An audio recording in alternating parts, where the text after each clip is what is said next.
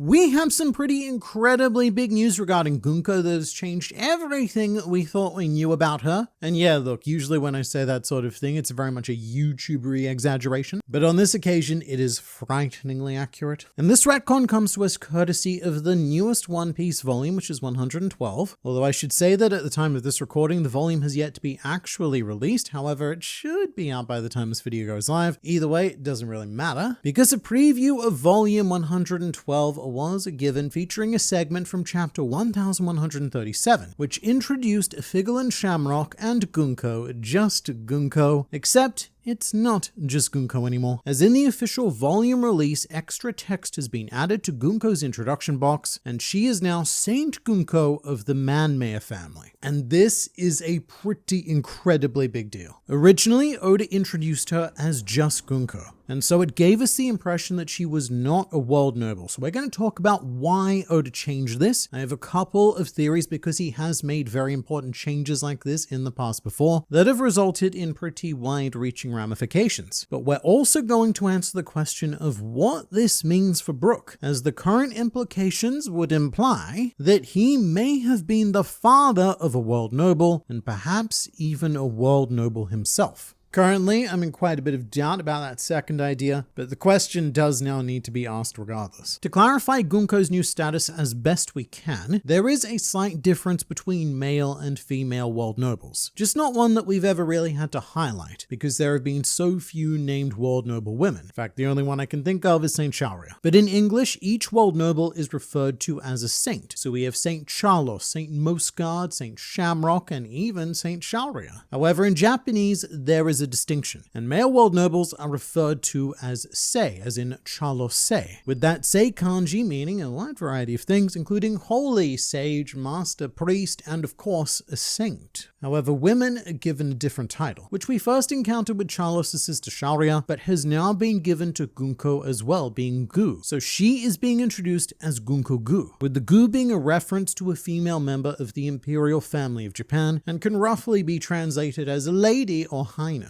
So there does appear to be a difference in status between male and female world nobles, or at least a difference in societal role expectations. And this is also one of the main reasons why Japanese speakers are convinced that Imu is male, because he has been referred to as Imu-sei, which fits the naming scheme of male world nobles. And as for Gunkko's family name, Manmaya, we have met at least one other member of this family, which was in chapter 1096, Kuma's God Valley flashback. When the native hunting competition is about to begin, we see a series of holy knights, one of which is this woman who is determined to do well and bring glory to the Manmaya family. And whilst not exactly the same, she's also wearing a funky cap like Gunkko does, which appears to be just slathered in world government logos. Big fan of the world government here. And the tempting thing to say from here is that, well, this could be Gunkko's mother. However, the Gunkko situation is infinitely more complicated than that. Given that we have seen a flashback of young Gunkko with Brooke, which must have happened before he died, that would make Gunkko at the very least in her late 50s, perhaps even into her 60s, and at the extreme possibly even into her 70s. And so making her likely much older than the Manmaya woman who we saw in the God Valley flashback, but also calling something quite interesting into question. Given Gunkko's age and association, would this mean that Gunkko was potentially present during the God Valley incident as a member of the Holy Knights, and perhaps even partook in the recreational activity of native hunting? At the moment, I don't know. But Gunkko could end up giving us another very valuable piece of that sweet God Valley puzzle in the future. Other than that one mention though, the Manmaya family are one of the more enigmatic world noble families, and in fact the only other mention of them in any One Piece media so far is season 2 of the Netflix live action series, where a promotional image of Logtown shows the Manmaya name proudly displayed on a building, which may even form part of a theater, as in another image we can see that Logtown is currently hosting a musical about the life of Garp called Hero of the Marines, the award-winning musical by Logtown Opera, described as a historically accurate musical depiction of the God Valley incident. So in the live-action world, the God Valley incident is extremely well known. But back to Gunkko, there is a lot more nuance to be dissected here. This was pointed out to me by Dawn and Dusk on Twitter, but the world nobles also have an established formality for referring to their parents. In the case of fathers, children use chichiue. However, in Gunkko's very brief Brooke-related flashback, she uses otosama, which indicates that she may not have originally been raised as a world noble. And if so, that gives us a couple of options. The first is that Gunkko could be another case of Shanks, a biological world noble child who was taken or went missing and lived among the surface dwellers during her early childhood and was later reintroduced into world noble society. But another option would be that Gunkko was adopted into the man-maya family, and initially I'd find that less likely because the focus on purity within the world nobles is just so high that it's difficult to see them taking in a commoner and accepting her unless there is a special condition attached. For example, we know that York was supposedly going to be granted that status of a world noble, and for that to happen she would almost certainly need to be adopted into one of the existing families as well, or at the very least given a family name to use. And from what we see right now, Gunkko is indeed a special case as she can become the vessel of Imu. We still don't know if she's the only Holy Knight capable of doing this, but if she is, then we have a very special case that the Man-Maya family would no doubt be honored to accommodate. But before we get too deep into further implications, I want to talk about why this change was made, because what's happening right here, right now with Gunkko being a member of the Man-Maya family, I am convinced was not originally planned by Oda. I think he introduced Gunkko with one idea of what was going to happen, and then a few weeks or even months later, he got a better idea. And to accommodate that idea, he made this change for the volume release. So this is a slightly confusing concept for anyone not hugely familiar with the manga production process, but there are differing levels of canon within the manga itself. And at the very peak of Mount Canon is the official volume release. This is designed to be the final product that we take as gospel. Meanwhile, the chapters that get released in weekly magazines are seen more as rough drafts, almost like a beta test for the real story. So what you do, right, is you expose your story to readers and they end up finding a lot of bugs and errors for you to fix in the final release. Sometimes this is painfully minor stuff, like in chapter 1120, S-Snake was accidentally drawn with Boa Hancock's dark hair, which was noticed by fans, and so in the official release of volume 110, this was corrected to give S-Snake her light hair. And one of the most minor changes I think I've ever seen comes from that same volume as well. What they did was they changed the font of Emmett's text, and I imagine that this does have quite an impact on how readers perceive Emmett, because font is such an incredibly powerful and underrated tool for conveying emotion and personality, and I do like that Oda goes to this extra effort to consider every minor detail. But because the weekly chapters are again essentially rough drafts, every now and then Oda will get a better idea for the final product of the manga, which goes on to confuse fans that read the weekly chapters and consider that to be the final product. One of the most infamous examples of this is in volume 86. In chapter 863, Jinbei explains Katakuri's devil fruit with a pretty massive difference between the magazine and volume release versions. In the magazine release, Jinbei stated that Katakuri was a Logia fruit user. However, in the final volume release, his dialogue was changed and now states that Katakuri is a special paramecia, which is definitely something that still gets confused in the One Piece fanbase to this very day, because there are a lot of people who read the official chapter release that said Logia. Like, we're not talking scans here, we're talking official material. And so there's a whole legion of One Piece fans who believe that Katakuri is a Logia to no fault of their own, because Oda literally wrote it. Because there are different levels of canon. The magazine canon says Logia, however,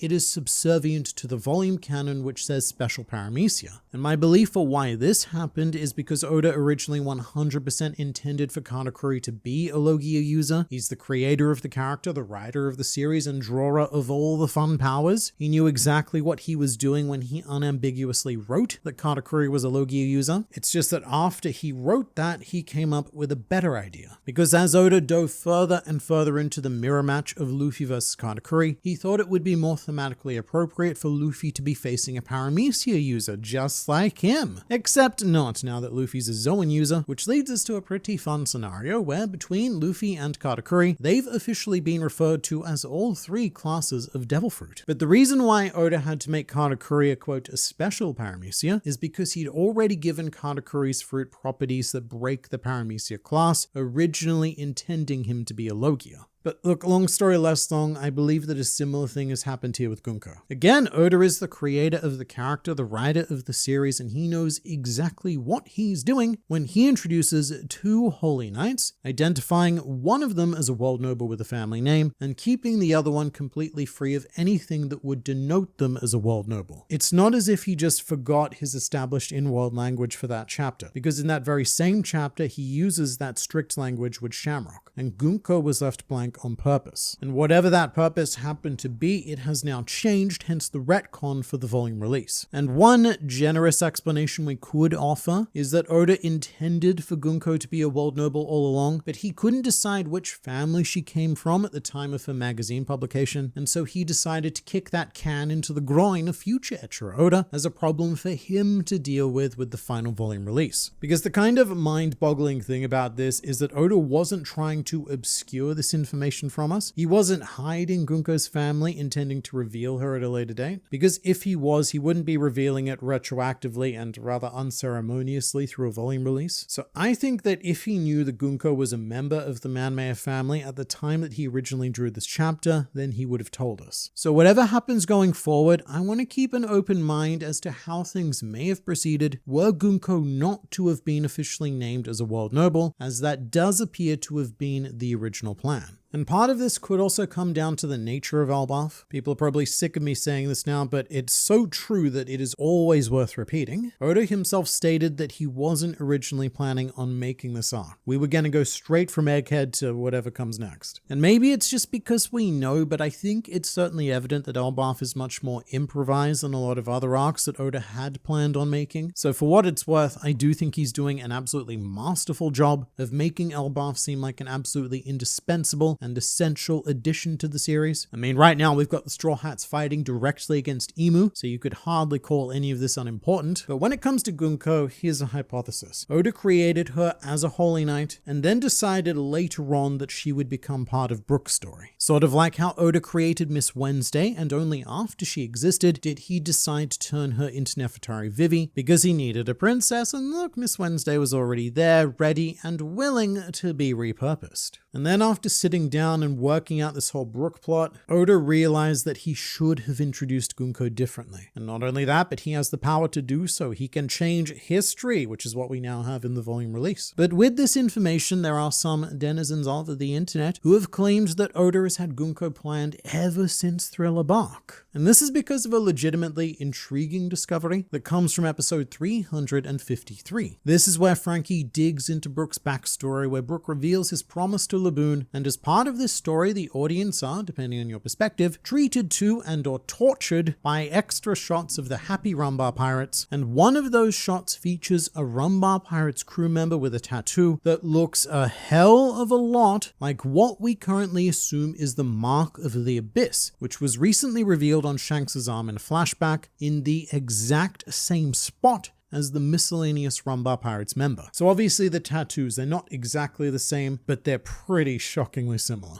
And so you've now got this idea floating around that this man is Gunkko's father, I suppose a former holy knight turned musician. However, as amazingly coincidental as this is, I do feel the duty to point out that this dude is completely anime only. He does not appear in the manga, and he's inserted as a series of filler images, meaning that some character designer at Toei has coincidentally used a tattoo design that would go on to become wildly important for a future plotline involving Brooke. It's a phenomenal coincidence, and if this was actually in the manga, I'd be thinking very differently, but it is what it is. But to go back to the idea of whether or not it is possible to become a world noble from being common riffraff, I did mention the case of York before. However, there are 2 other notable incidents as well. The first of which is during the Reverie arc, where Stelly states his ambition to become a world noble, so he apparently believes that it is possible. And secondly, from Elbaf itself, when Gunkko and Shamrock invite Loki to join the Holy Knights. Gunkko states, "A member of the common rabble receiving a chance to join the ranks of gods is a miracle one can only dream of, and we are offering you that miracle now." And the way that Gunkko says this is pretty highly emotionally charged, almost as if she was granted that miracle, which I think is probably the direction we're going in. From Gunkko's flashback so far, I guess we have 2 options. Either Brooke is the father that she's calling out to, be it biological or not that, or that Gunkko is crying out to her real father. And if we're going with the former, then surely Gunkko has to have been adopted, because otherwise it would mean that Brooke is a world noble. Saint Man-Mayor Brooke, I guess we'd be calling him, especially since we've never actually heard his last name. And look, in brief defense of that idea, it was noted when this chapter came out that Brooke's sword looks a hell of a lot like the same kind of blade used by Garling and Shamrock in service of the Holy Knights. Although at the time I also argued that this could just be a generic sword design of the military that Brooke served before becoming a pirate. And just to add in a sprinkle of suspicion,